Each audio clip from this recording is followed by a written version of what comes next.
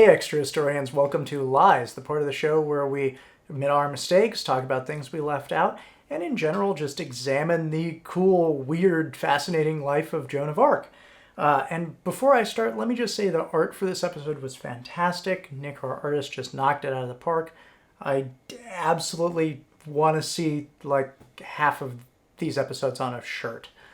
But let's just quick get started. I was really excited to do this series because it's exciting. It has some battles, which are always fun, but it also deals a lot with medieval psychology, which is something I'm always very interested in. This idea of what does God do? How does the divine interact with our mortal world? How can you tell someone's telling the truth if they say that they hear voices of saints? There were a lot of things I had to kind of like work out early though, right?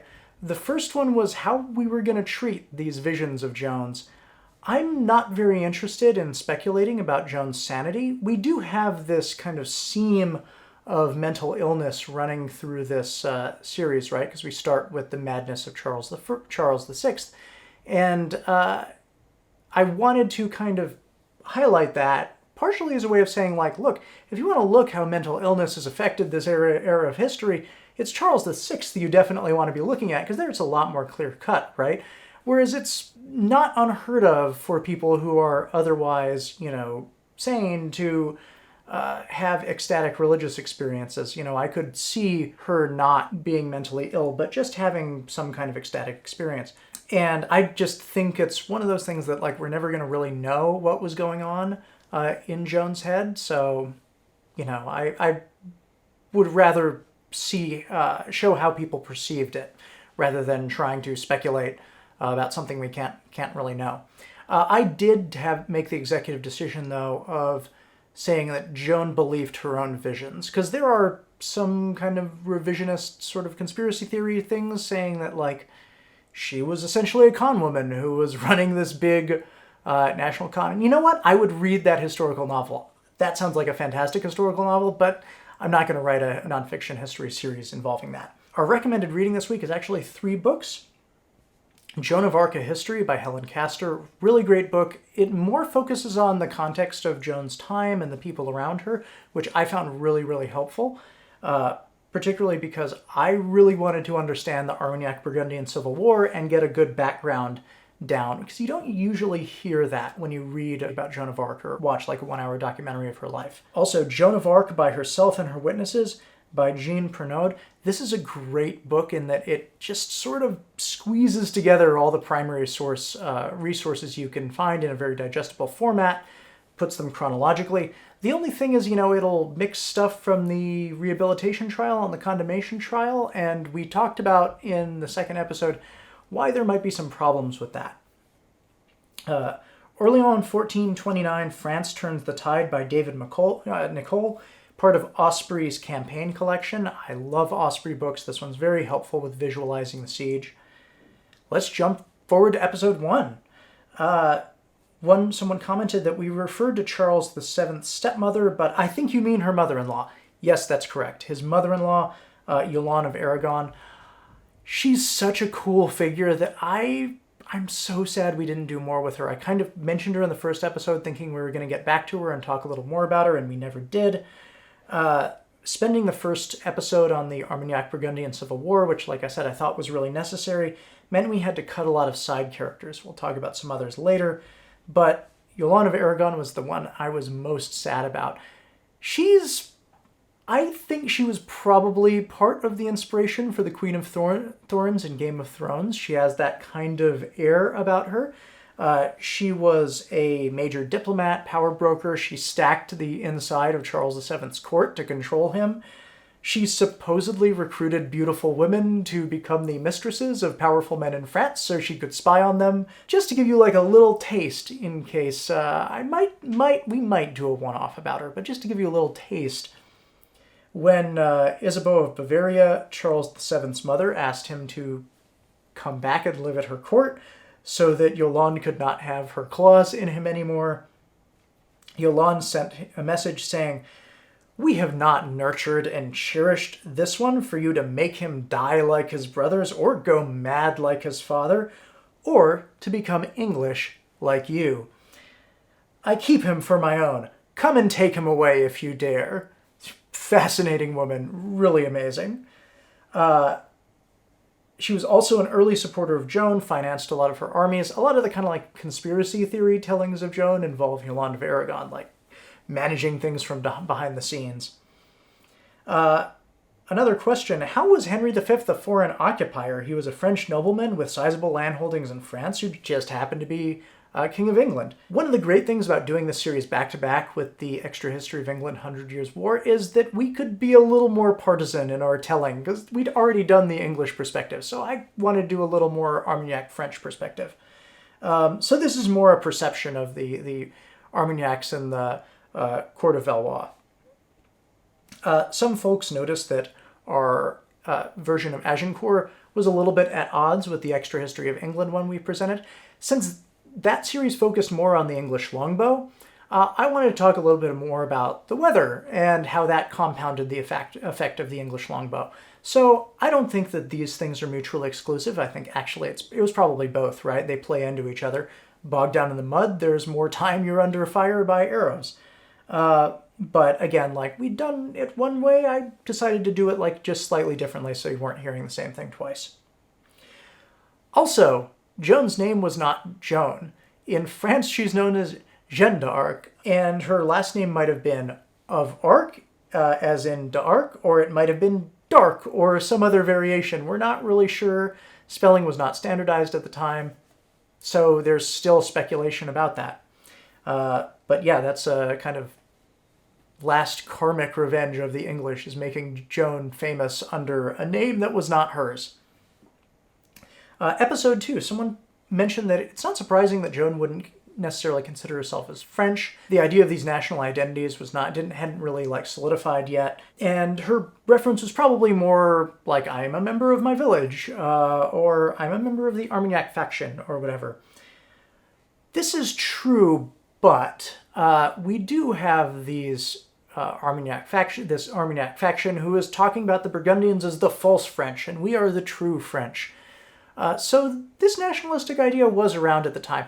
It's true that it may not have been as strong with peasants in the village, but also the area she lived was very much borderland with the Holy Roman Empire, right? Like, you go a little bit east and you're hitting lands that are very much on the border and have a little bit more of a cultural mixture, right? That Alsace-Lorraine region, which famously goes back and forth.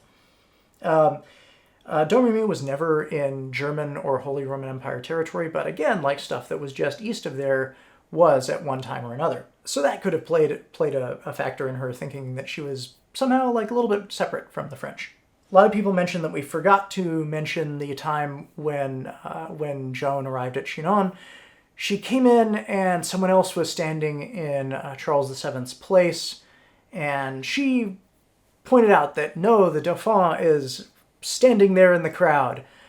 We left this out for a reason. I later kind of regretted it, but there are a couple of versions of this happening. It seems pretty clear that she met privately with Charles before this public meeting, so either this was truly a miracle and they hadn't met before, or this was some kind of political stunt that was telegraphed.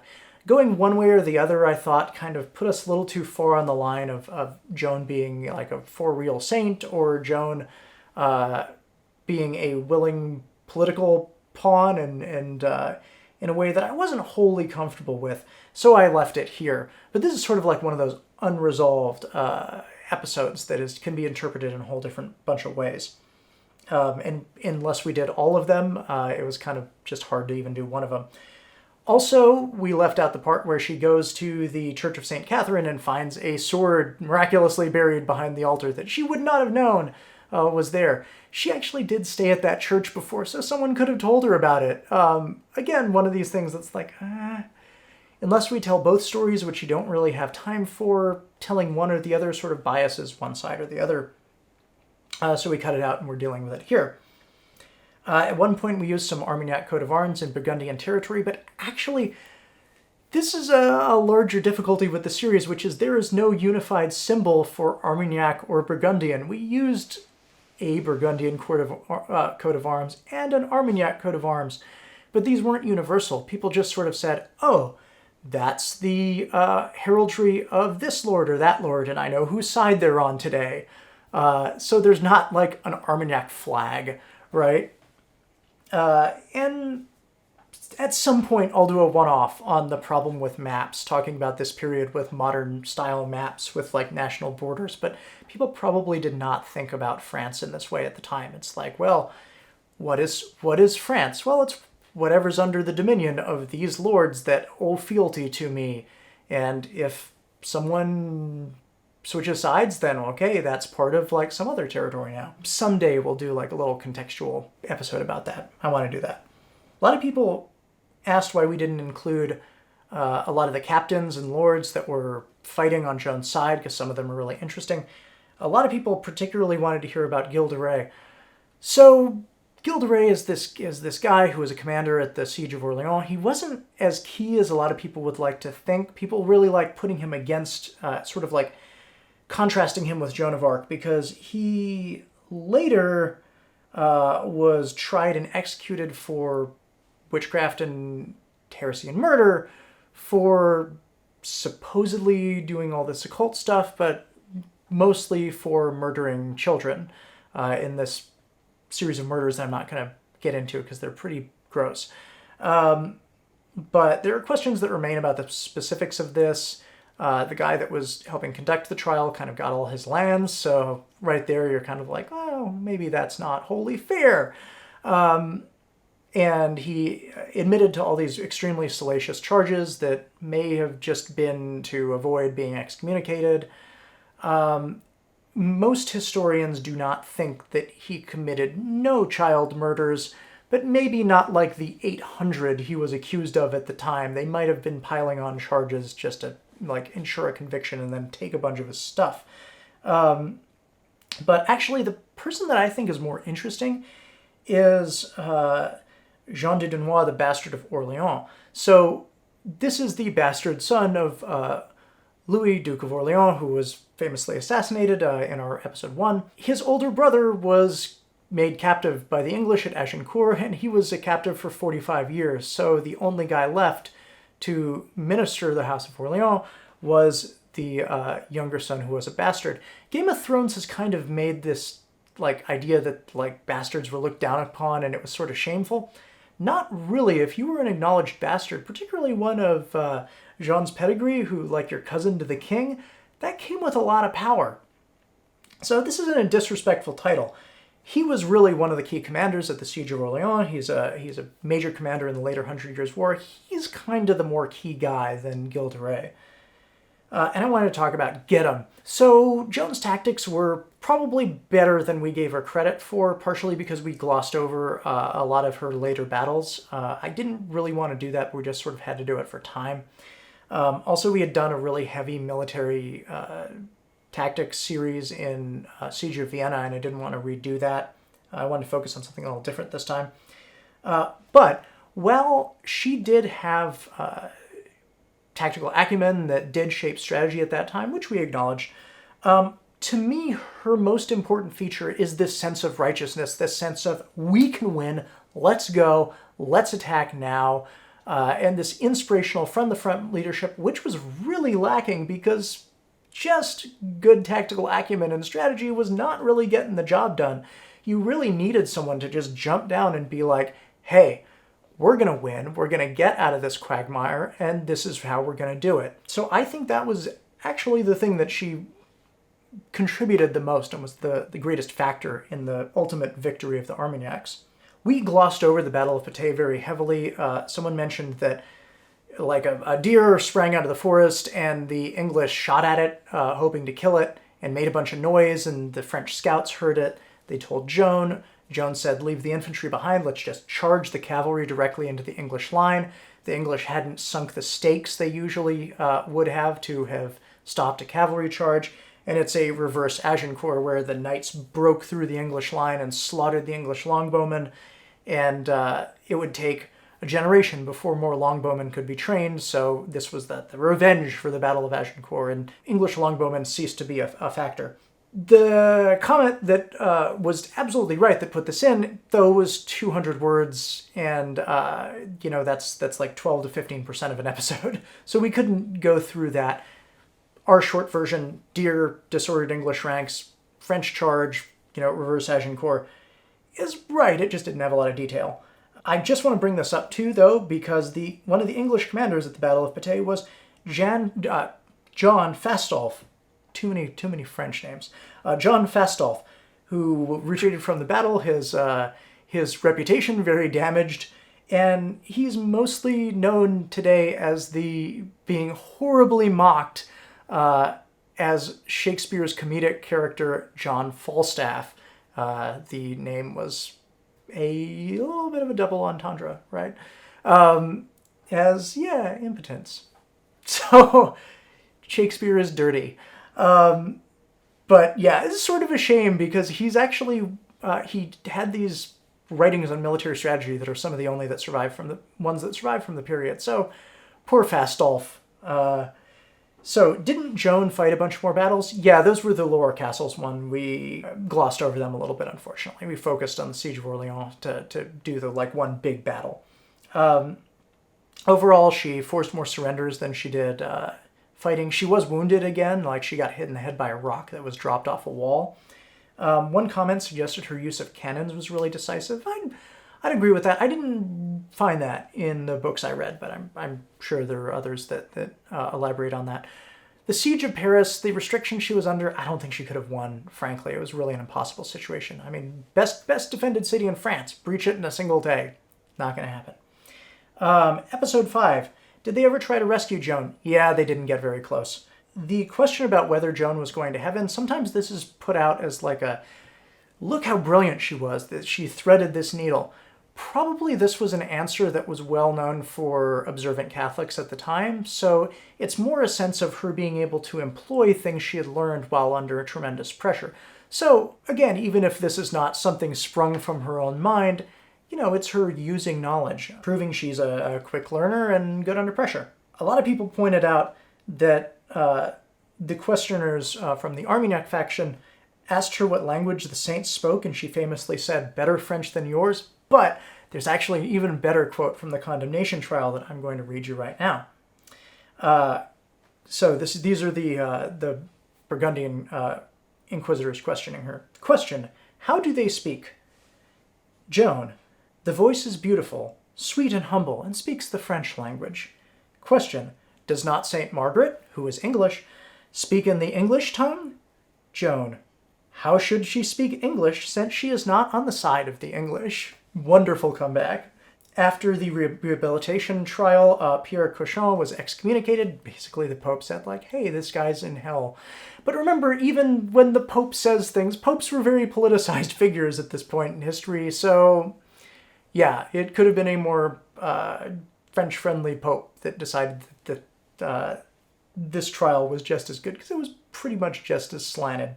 Some people pointed out that there were stories about her heart not burning, their relics surviving. These seem to be later stories. Weird coda, though. For a while, a con woman showed up in France and pretended to be Joan of Arc, having escaped being burned, and a lot of people believed her.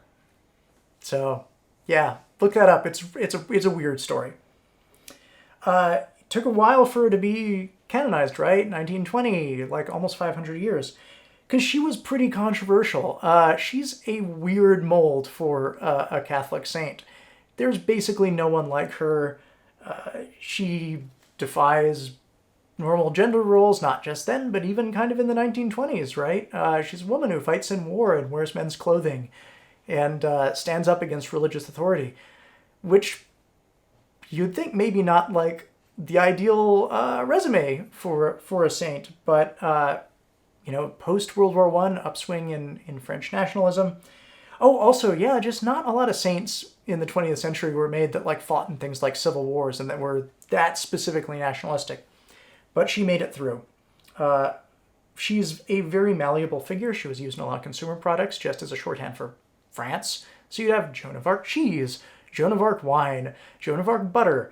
During World War II, both the French collaborators and the resistance adopted her as a symbol. So again, very malleable. So that basically closes the book on Joan. Coming up on Extra History, next week, the Inca Empire. Very excited for this series. After that, an art and architecture series, and the patrons voted for, I just finished writing, Building Angkor. The art for this is incredible. I can't wait until you see it. And we're going to be talking about the megacity of Angkor, not just Angkor Wat, but Angkor Thom, and like all of the wider city that we can now see because of LiDAR. After that, the patrons just voted for, I am so excited, Policing London. So we're going to do Thief-Taker General Jonathan Wild and why we call police coppers, which is because they had copper badges at first. And, you know, Henry Fielding and the Bow Street Runners, satirical novelist, making the first semi-professional police force in London. If you want to help choose our next series, you can back us on Patreon. You can suggest topics, you can vote, you can do a monthly Q&A live stream with me, Matt, our artists, ask us specific questions about why we made certain decisions, or cool stuff we weren't able to put in, or whether we would do certain topics. It also gives you discounts on merch on our DFTBA store if you want a It Was Walpole shirt, which I put on the bear because I don't have any French stuff, as you can see from this bare table. So, speaking of Walpole fact, let's do our 6 degrees of Walpole.